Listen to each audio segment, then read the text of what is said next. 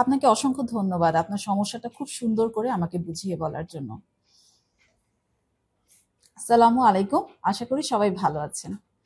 এই পর্যন্ত অনেক ধরনের মাথা ব্যথার কথাই নিশ্চয়ই শুনেছেন। আজ একটু ভিন্নধর্মী মাথা ব্যথার কথা বলবো, সেটা হচ্ছে সেক্স হেডেক। এটাকে পোস্টকয়টাল হেডেক বা অর্গাজমিক হেডেকও বলা হয়ে থাকে। গবেষণায় দেখা যায় যে 1% মানুষের এই ধরনের হেডেক দেখা যায়, তবে এই ব্যাপারটা অনেকে কাউন্টই করে না, এই কারণে আন্ডার রেটেডও থাকে। আরো বলে গবেষণা 40% মানুষের সেক্সুয়াল লাইফটা শুরু হওয়ার পর থেকে নিয়ে 1 বছর পর্যন্ত এই মাথা ব্যথাটা থেকে থাকে, এবং দেখা যায় যে 70% মানুষের ক্ষেত্রে যে প্রথম 3 বছরের মধ্যে এমনি এমনি ভালো হয়ে যায়। আর নারীদের তুলনায় পুরুষদের মধ্যে এই সমস্যাটা বেশি দেখা যায়। কি আসলে এটা?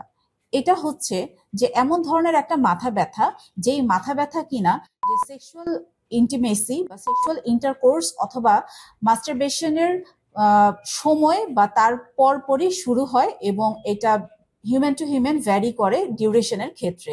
কারো কারো ক্ষেত্রে 1 মিনিট থেকে নিয়ে শুরু করে 72 ঘন্টার মধ্যে শুরু হয়, এবং এইরকম সময় ডিউরেশন ধরেই এটা স্থায়িত্ব হয়। কেমন টাইপের মাথা ব্যথা হয়? এটা হচ্ছে যে চোখের চারপাশটা, চোখের পেছনে, মাথার সামনে এবং মাথার পেছনে, ইউজুয়ালি এই জায়গাগুলোতে মাথা ব্যথা হয়, এবং ধরনটা হয় হচ্ছে থ্রবিং টাইপের অথবা দপদপে টাইপের। এই ধরনের মাথা ব্যথা কারণটা কি আসলে?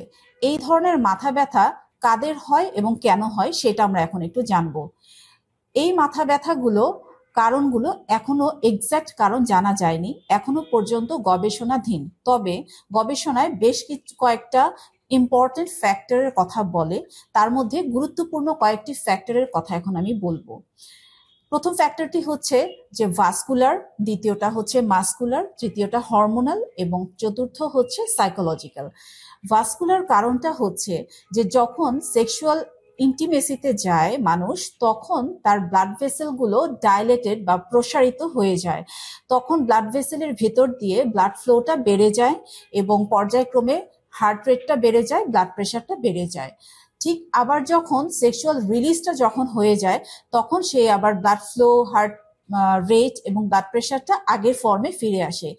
এই যে একটা সাডেন এবং হঠাৎ করে যে একটা তারতম্য হচ্ছে এই টোটাল ব্লাড ফ্লোতে, এটা ট্রিগার করে এই হেডেকটাকে। এইবার হচ্ছে মাসকুলার কারণ, মাসকুলার বা মাংসপেশির কারণ। মাসকুলার কারণ হচ্ছে যে যখন সেক্সুয়াল ইন্টিমেসিতে যায় মানুষ, তখন স্বাভাবিকভাবে ফিজিক্যাল এক্সারশন হয় এবং বিভিন্ন মাসেল গ্রুপের কন্ট্রাকশন হয়, এবং যখন সেক্সুয়াল রিলিজটা হয়ে যায় তখন আবার মাসেল রিল্যাক্সেশন হয়। এই যে একটা তারতম্য খুব শর্ট পিরিয়ডের জন্য, এইটা তখন যাদের সেক্স হেডেক হয় সেই ব্যথাটাকে ট্রিগার করে। এবার হচ্ছে হরমোনাল কারণ। এবার বলবো আমি হরমোনাল কারণটা। হরমোনাল কারণটা হচ্ছে যে সেরোটোনিনের যে একটা ফ্ল্যাকচুয়েশন হয় টোটাল যে সেক্সুয়াল ইন্টিমেসির সময়টা বা ইন্টারকোর্সের সময়টা জুড়ে, এইটা বিশেষ করে যাদের মাইগ্রেন টাইপ অফ হেডেকের ইতিহাস আছে তাদের ক্ষেত্রে এটা ট্রিগার করে। সাইকোলজিক্যাল অনেকগুলো কারণই আসলে আছে, সেটা আমরা বিস্তারিত অন্য একটা পর্বে আলোচনা করব। এখানে একটু বলে নেওয়া দরকার যে মাইগ্রেন টাইপ অফ হেডেক এবং টেনশন টাইপ অফ হেডেক যাদের আগে থেকে আছে, তারা বেশি সাসেপ্টেবল এই ধরনের হেডেক হওয়ার জন্য। এখন আমরা জানবো যে এই হেডেকটার কয় ধরনের। 3 ভাবে ক্লাসিফাই করা হয়ে থাকে এই হেডেকটাকে: প্রি অর্গাজমিক, অর্গাজমিক এবং মিক্সড টাইপ। প্রি অর্গাজমিক বা বিনাইন টাইপের যে হেডেকটা, সেই হেডেকটা হচ্ছে যখন সেক্সুয়াল ইন্টিমেসিটা শুরু হয় তখন থেকে মৃদুভাবে মাথা ব্যথাটা শুরু হয়, এবং যখন সেক্সুয়াল অ্যারোজালটা যখন বাড়তে থাকে তখন মাথা ব্যথাটাও তীব্রতর হতে থাকে। এবং এই যে থ্রু আউট যে কোর্সটা দেখা যায় যে মৃদু থেকে নিয়ে শুরু করে যখন সেক্সুয়াল অ্যারোজালটা পিকে যায় তখন মাথা ব্যথাটাও পিকে যায় অ্যাকর্ডিংলি।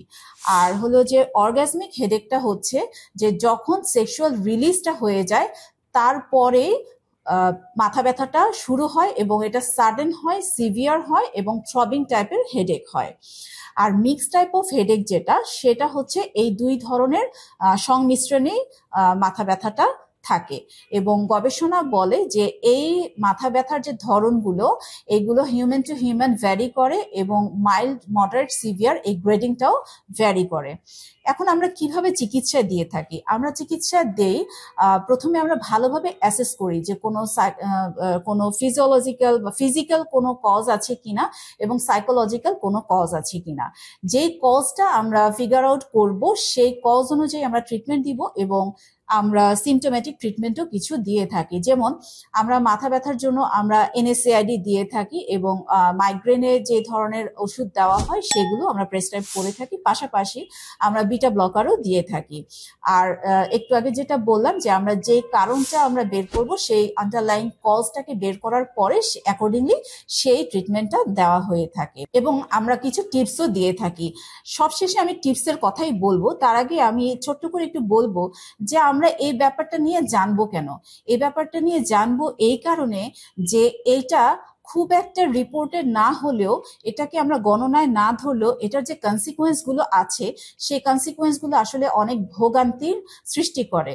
দেখা যায় যে যাদের এই টাইপ অফ হেডেক হয় তারা আস্তে আস্তে এটার প্রতি একটা ভীতি কাজ করে তাদের মধ্যে এবং তারা অ্যাভয়েড করতে থাকে যে আমি যদি আমার পার্টনারের সাথে ইন্টিমেট হই তখন দেখা যায় যে আমার মাথা ব্যথা হয়।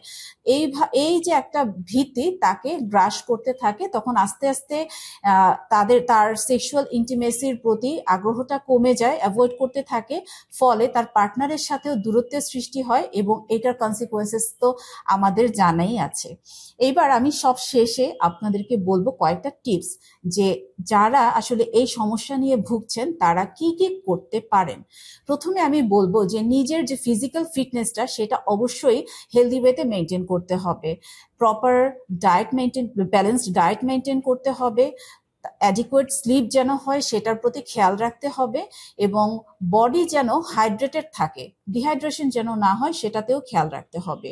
কারো যদি স্মোকিং অথবা অন্যান্য মাদক গ্রহণের অভ্যাস থেকে থাকে সেটাকে অবশ্যই ত্যাগ করতে হবে। আর সবচেয়ে ইম্পর্টেন্ট যে জিনিসটা সেটা হচ্ছে ওপেন কমিউনিকেশন করতে হবে পার্টনারের সাথে। 4টা পি এর কথা মনে রাখবেন। প্রথম পি হচ্ছে পজিশন চেঞ্জ করা যায় কিনা, এই ব্যাপারে পার্টনারের সাথে খোলামেলা কথা বলবেন। দ্বিতীয় পি হচ্ছে পেসিংটাকে পরিবর্তন করা যেতে পারে কিনা সেটা। তৃতীয় পি হচ্ছে মোর প্যাসিভ রোল প্লে করা যেতে পারে কিনা এবং চতুর্থ পি হচ্ছে ওভারঅল প্যাটার্নটাকে পরিবর্তন করা যেতে পারে কিনা। তাহলে এই ব্যাপারগুলো যদি একটা মিউচুয়াল আন্ডারস্ট্যান্ডিং এ একটা কনক্লুসিভ একটা প্যাটার্নে নিয়ে আসা যেতে পারে তাহলে আপনারা এই প্রবলেম থেকে বের হয়ে আসতে পারবেন বলে আশা করি। এরপরেও যদি প্রবলেম সলভ না হয় তাহলে অবশ্যই চিকিৎসকের শরণাপন্ন হতে হবে। আমি আমার ক্লায়েন্টের কাছে ফেরত যাচ্ছি। আপনারা ভালো থাকবেন সবাই। আল্লাহ হাফেজ।